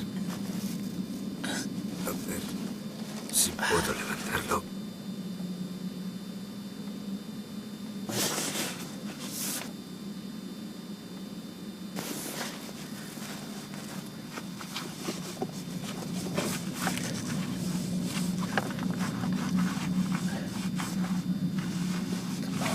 Vamos. Probaré otra vez.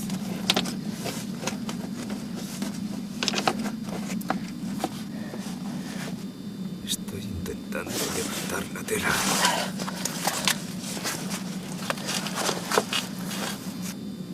Oh, acabo de verlo. Sí, veo los dientes. Joder. Joder, madre mía. Madre mía, qué miedo. Eso es la boca, los ojos y la nariz. Madre mía, qué miedo. Es horrible. Está sobre una especie de plataforma.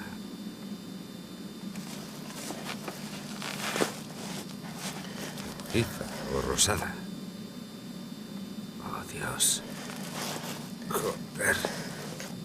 Vamos. Los brazos están ahí.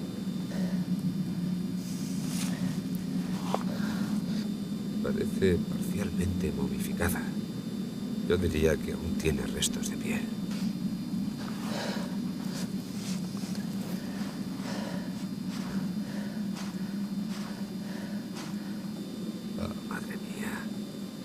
Sí. Esos son las manos, los dedos. No hay duda. Eso son los dedos. Y parece que estén cruzados, como el altar. María Magdalena. Podría ser María Magdalena. Joder, sí, eso es. Los otros dedos son distintos. Están entrelazados. Dios. No hay duda de que son dedos. Joder.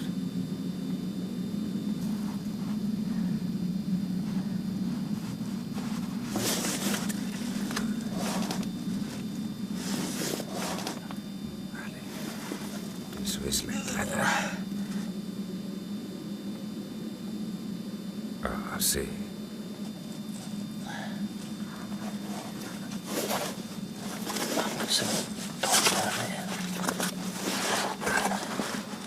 Eso es una especie de viga de madera.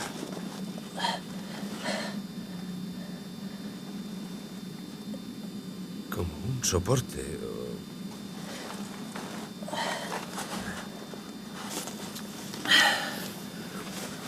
Bueno, ya está. Gracias por todo.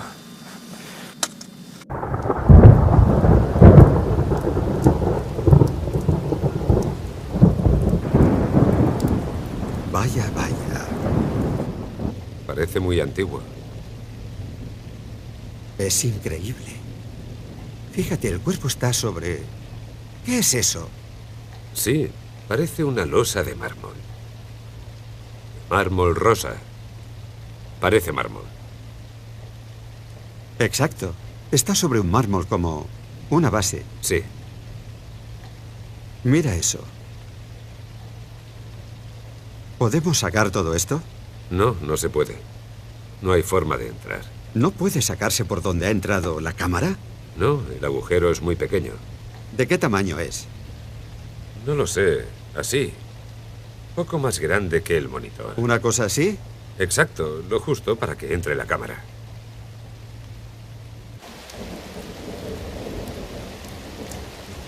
La grabación es increíble. Impresionante. Bueno, a mí me lo parece. Hay un cuerpo que está bajo el sudario. Es demasiado difícil de falsificar. Sí, puedes introducir las reliquias y podrías incluso conseguir un cuerpo que estuviera momificado. Pero ¿quién va a introducir esa enorme placa de mármol ahí? Esa tumba está en medio de la nada. Esta es mi opinión.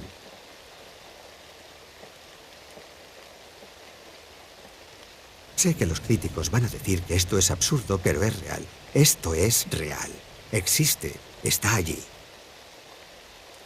¿Nos están guiando?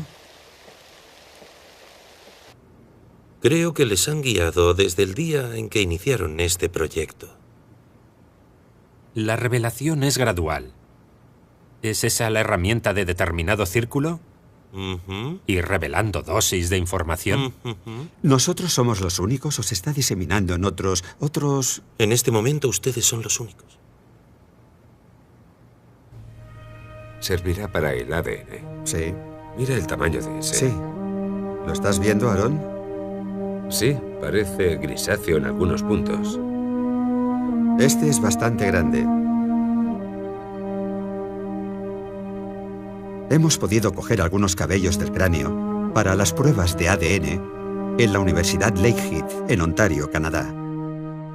No había suficiente ADN para determinar la edad ni el género del cuerpo, pero por el mapa genético han podido ubicar el origen de sus antecesores en Oriente Medio.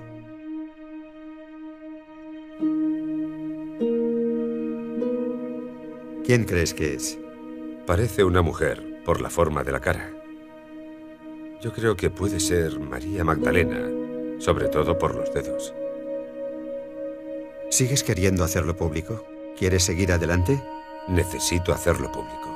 Creo que eso será mi escudo de protección. Aunque no voy a desvelar la ubicación, creo que esto tiene que hacerse público lo antes posible. Ben pensaba que podría tratarse de María Magdalena, pero no estaba tan seguro. Aunque se tratara de un caballero templario o de un miembro del linaje, seguiría siendo un gran descubrimiento. Con la última grabación y la prueba de ADN, Ben y yo nos pusimos en camino para pedir la opinión de los expertos.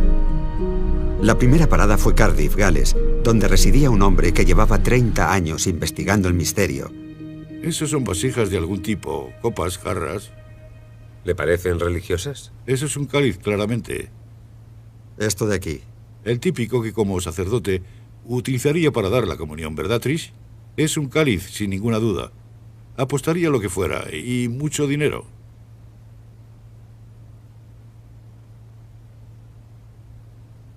El reverendo Lionel Fanthorpe es un sacerdote anglicano fascinado por la historia del linaje y sus implicaciones. Sabía que en cuanto lo viera, me diría si la historia era creíble o no. Es una grabación increíble. Si pudiera tratarse de la tumba de ella o de alguno de sus descendientes, en la que se preservaran las reliquias familiares, se reforzaría la idea de que María de Betania, alias María Magdalena, era una mujer rica. Yo diría que es muy significativo. En mi opinión, como investigador de Rennes desde hace 30 años, podría ser uno de los hallazgos más importantes y relevantes de la historia.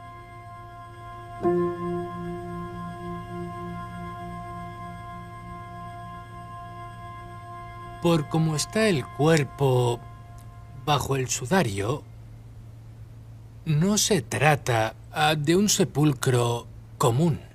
Nuestra siguiente visita fue al Dr. Aidan Dodson en la Universidad de Bristol, Inglaterra, uno de los más prestigiosos expertos en momias que recientemente ha descubierto los restos del faraón Ramsés I.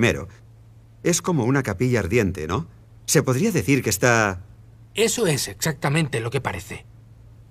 Para la gente que se acerca al cuerpo. Y el hecho de que se haya alejado del mundo exterior me hace pensar en algún tipo de veneración. Viendo las piedras de enfrente, es obvio que se han puesto ahí deliberadamente. No han dejado el cuerpo abandonado.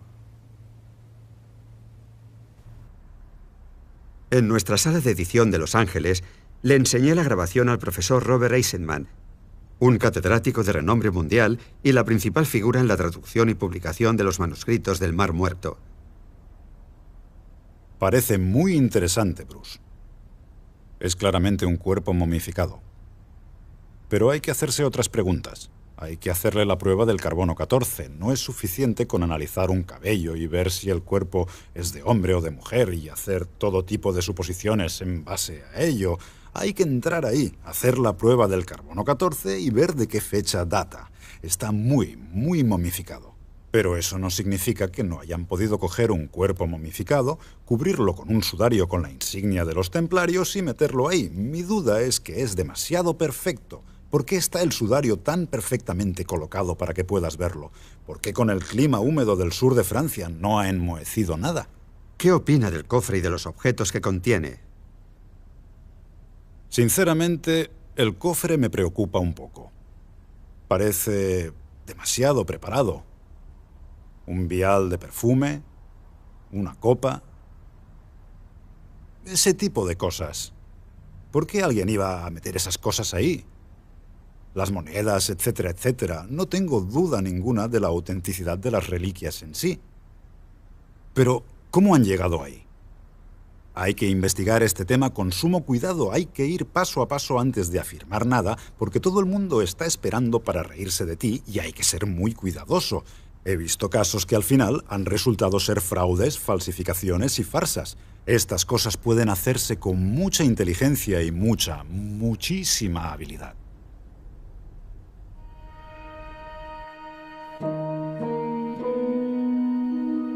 Sabía que el mundo académico iba a mostrarse muy escéptico con los hallazgos de Ben. No iba a gustarles nuestra sospecha de que María Magdalena estaba bajo ese sudario. y era obvio que iban a descalificar su arqueología de aficionado. Pero no puedo evitar pensar que es injusto. Los museos de todo el mundo están llenos de reliquias encontradas por aventureros como Ben Hammond, que se guiaron por su intuición y desenterraron sus hallazgos valiéndose únicamente de manos. ¿Por qué hay que tener un doctorado para encontrar algo relevante? Los guardianes de esos muros siempre intentarán defender su status quo. Tiene dos opciones. Pueden aceptar esto, con todas sus implicaciones, o decir que no hay suficientes pruebas y conservar sus trincheras. Pero en ese caso, se distanciarán aún más de la gente. ¿Alguna vez alguien le ha llamado mala cristiana y cómo reaccionaría a eso? La gente. Me apena pensar que la gente crea que mi intención es atacar a la Iglesia cuando en realidad les estoy brindando un presente. Solo tienen que aceptarlo. El regalo de reunir el masculino y el femenino desde el corazón de la historia. Una vez pregunté a un grupo, ¿y si este hubiera sido nuestro modelo en el cristianismo? Y una mujer de nacionalidad polaca movió la cabeza y dijo, no se habría producido el Holocausto. Si hubiéramos tenido este modelo, nuestra historia habría sido totalmente distinta. Esta historia podría suponer la renovación del cristianismo. ¿Y si el segundo advenimiento fuera nuestra visión renovada de quién fue Jesús en realidad? Ahora podemos verlo de la mano de su pareja, como en esta vidriera.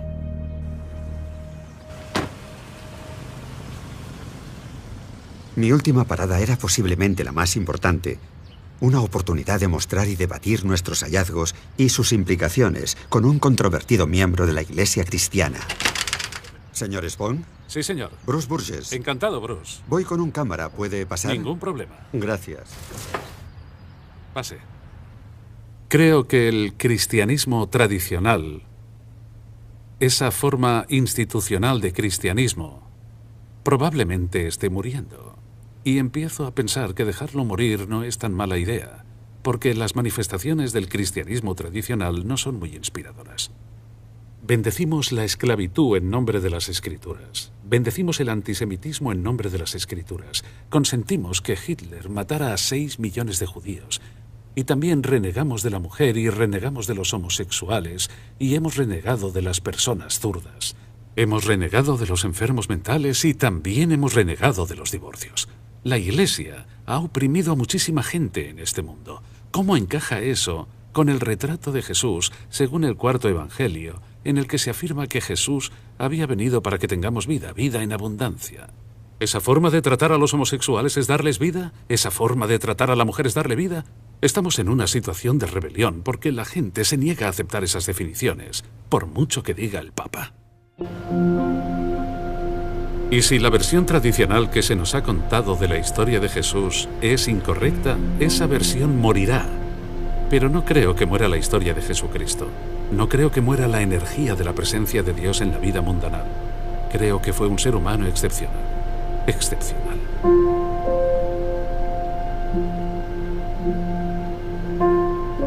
Ha sido un viaje increíble. Y creo que todos nuestros hallazgos son solo el principio. Pero estoy convencido de que Jesús y María Magdalena estaban casados. También creo que tuvieron hijos. Y pienso que María y los niños huyeron al sur de Francia, donde estoy convencido de que están enterrados. La copa y el tarro son reliquias auténticas de Jerusalén del siglo I. La tumba existe. Y sabemos que el cuerpo tiene un perfil de ADN originario de Oriente Medio. Y por supuesto, lo que hay tras esa entrada sellada podría ser el mayor descubrimiento de la historia. Puede que el tesoro se robara en Jerusalén, pero no sabremos más hasta que se haga una excavación. Hemos hecho cuanto estaba en nuestras manos, pero reconozco que creo que es posible que esos hallazgos, sobre todo el cofre, Y puede que incluso la tumba se colocaran allí para que Ben y los demás los encontráramos. Lo cual no significa que sean falsos, solo implicaría que alguien con un claro guión quiere que ese material salga a la luz. ¿Pero quién? Creo que el jurado sigue siendo el Priorato de Sion. Puede que la organización sea real o simplemente la fachada de otra cosa. Pero Nicholas Haywood me dijo algo que me ha tenido pensando por más de un año. ¿Tiene infiltrados en Roma? Sí. ¿Son miembros del Priorato? Sí. ¿El Vaticano los conoce? Sí. ¿Y por qué no los expulsan? Hay gente a la que no se puede eliminar.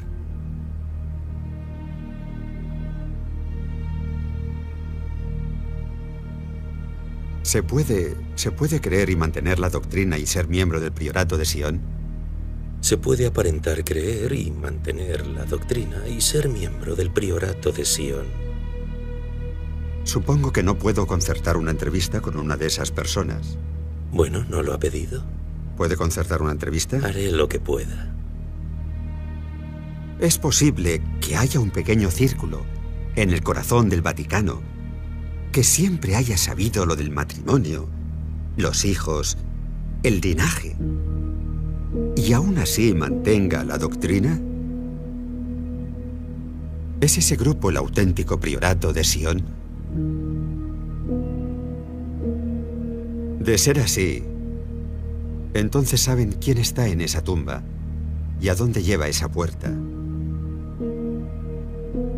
Y al margen de lo que digan públicamente, quieren que lo sepamos todos. Si pregunta a cualquier miembro del priorato, le dirán que las cosas se van revelando según un plan. Porque siempre siguen uno.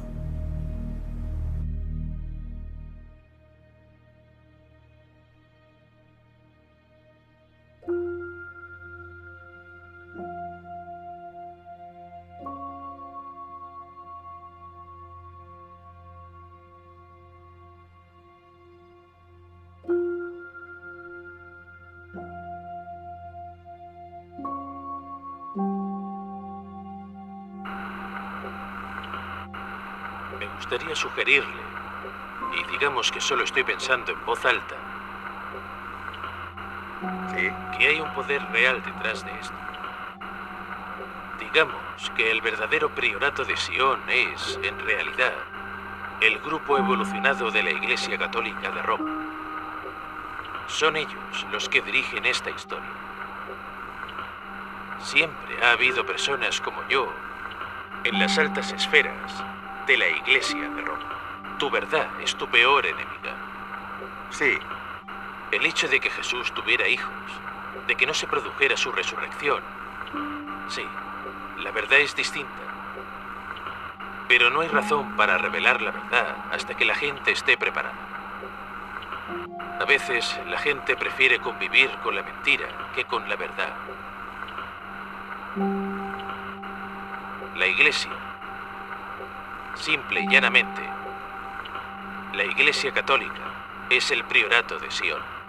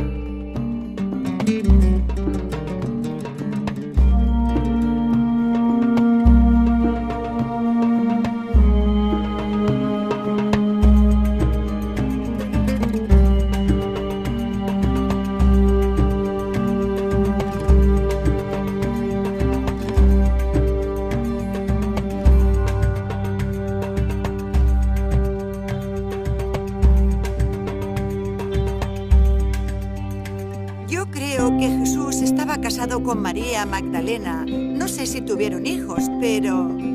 Yo creo que Jesús era un hombre y como tal pudo enamorarse de ella, así que sí me parece una posibilidad. Si estaba casado con ella, habría que preguntarse si todo lo que hemos creído hasta ahora era cierto o era una farsa. Los evangelios se escribieron siglos después. Los evangelios no son historia auténtica. Yo creo que sería algo positivo, porque acercaría al mundo actual todo el concepto de Jesús y la religión. Lo haría mucho más accesible a todas las personas. Si algún día se demostrara, no me sorprendería nada. Es una posibilidad que contemplo y con la que podría convivir. Yo vería bien que hubiera estado casado porque vino a transmitir amor. Y si se enamoró de una persona y estuvieron juntos y se quisieron, lo veo bien. Amar a alguien no es ninguna cosa mala. ¿Casado? ¿Jesús casado? Ni de coña. No me lo creo. Eso es imposible. Un disparate. Si fuera cierto, seguramente lo pondría en la Biblia. ¿Tú qué crees? Imposible. ¿Qué va? Tendría un impacto enorme en el mundo. Creo que mucha gente religiosa empezaría a plantearse lo que dice la Biblia y su forma de pensar. Yo creo que generaría mucha controversia, pero yo diría que básicamente la verdad es la que es, y la gente debería intentar averiguarla, al margen de lo que les gustaría pensar. Si Jesús y María estuvieron casados, se desmontaría el concepto de sexo tradicional según la Iglesia Católica. Habría que reescribir la historia.